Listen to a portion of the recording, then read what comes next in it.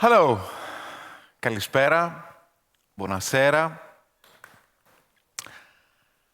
Yeah, obviously she gave it out. I'm totally Greek. And I come from a very small town called Thebes, or Thebe, as you call it in Latin. You know, Thebes was the home of all ancient Greek tragedies. And Oedipus the tyrant was there, Antigone was there. So everything really in the ancient Greek tragedy scene happened in my hometown. So then when I was invited to speak here at the TED, I thought, okay, is it me or are we living a new type of tragedy now? Is it a Greek one? No, but it's definitely a Greek style one. You see, do you remember the sirens from Homer? These mythical creatures that they were luring the sailors towards shipwrecks. Now, the new sirens in 2025, they're calling off sustainability. They're whispering that the environmental sensitivity is very expensive. They're calling us to ditch DEI, diversity, inclusion, equality. I believe we've lost our compass. We've lost our Ithaca, the world adrift. And we've done it a mess. And I will explain you why.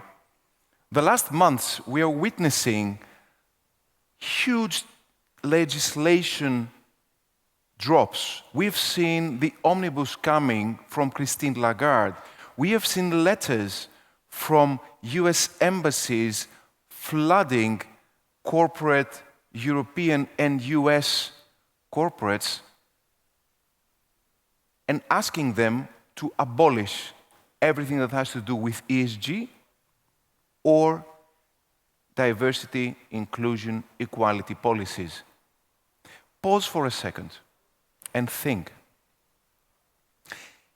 Can this really be now 2025 dilemma?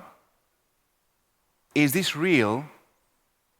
Is the question actually hanging over our heads that says profits or environment or export versus equality? Can this really be true? Or is it better, think about it, if we ask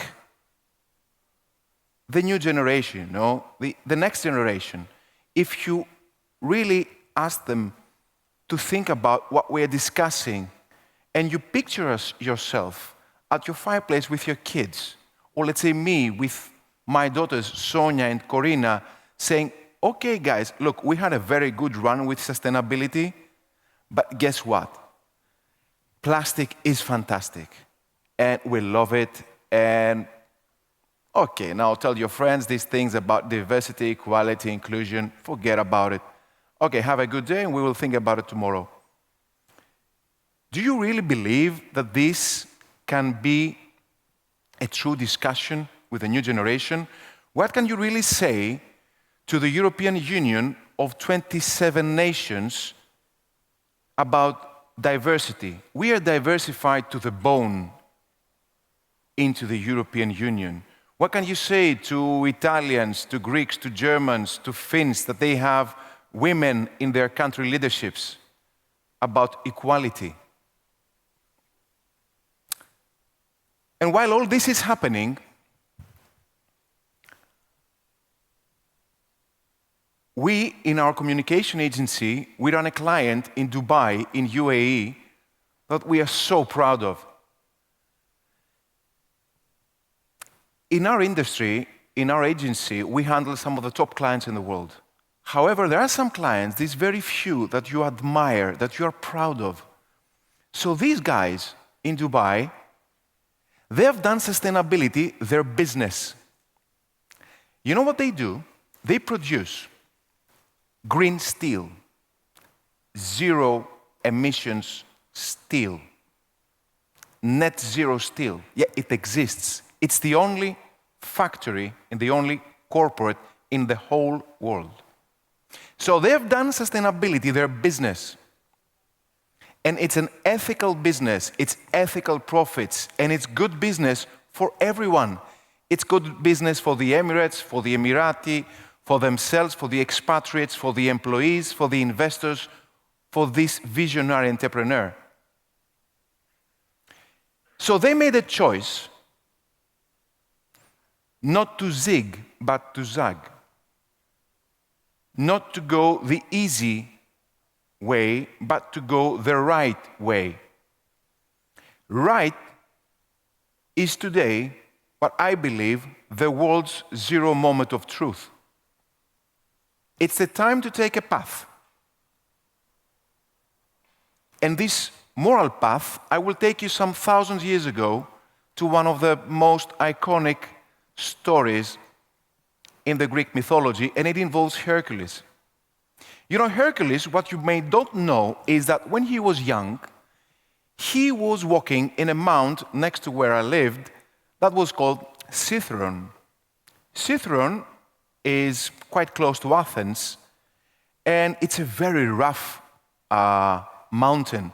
So when he was young, Hercules arrived at a crossroad, and there he met Kakia, which in ancient Greek means vice or pleasure, and areti, which is virtue. So they were luring him, to go to the one way or to the other way. So Kakia told Hercules, "Come with me and you will see a world full of admiration, full of wealth. And you will have to feel no pain. And you will give no effort." And areti, virtue, told him, "Hercules, my way is rough, is steep. And if you manage to go through, you will be remembered in the ages as the one who earned and was not given." And the reason why today everybody remembers Hercules is probably because he chose virtue over vice and pleasure. This similar path I had to take some years ago, many years ago, when I was a student, and I did my first master's degree in Leeds. So in the middle of my studies, I flew to Brussels to an amazing recruitment conference called HR Gardens. There were multinationals. It was a very unique event. There were multinationals that they were recruiting only for young guys aiming to have an international career. So it was a weekend full of interviews. I did quite well. I got many offers, but I was down to 2 offers.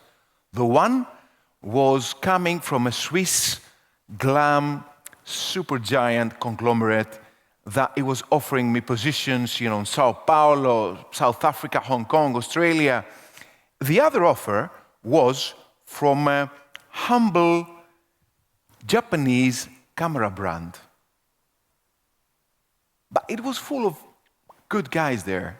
And the assignments were not bad, actually. It was in London, Amsterdam, Milano, more conservative than the exotic ones. So anyway, I was very troubled. I was back in Greece, and I was trying to understand what to choose. So I started researching. And then I found that the Swiss guys were featured in the Time magazine as unethical. It struck me. Because on the other hand, we had the Japanese humble guys featuring Kyosei everywhere. Kyosei in Japanese stands for living and working together for the common good. The guys also were building lakes with fish and lake flowers in every building they were building across the world. So it felt honest. It felt nice. And this goodness they portrayed it was actually very ethical, and it guided me throughout my career. You see, goodness magnetizes. Magnetizes good people. It magnetizes good employees. It magnetizes good investors. It magnetizes goodness. And what is actually very important for us as consultants, as entrepreneurs, as employees, as storytellers,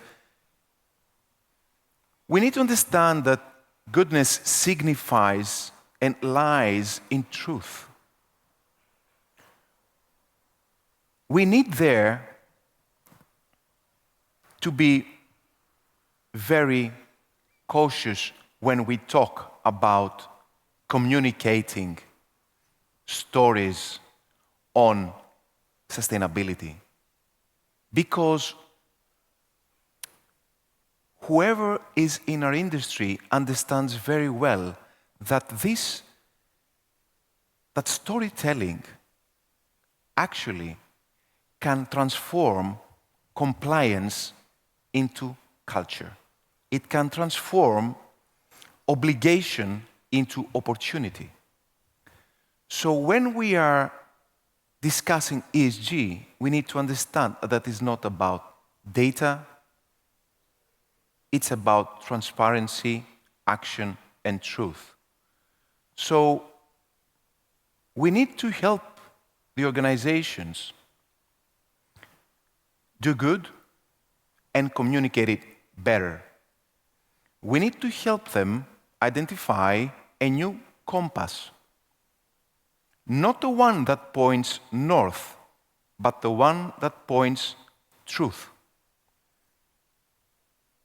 And we need all to understand that this new Ithaca is not a destination, it's a journey.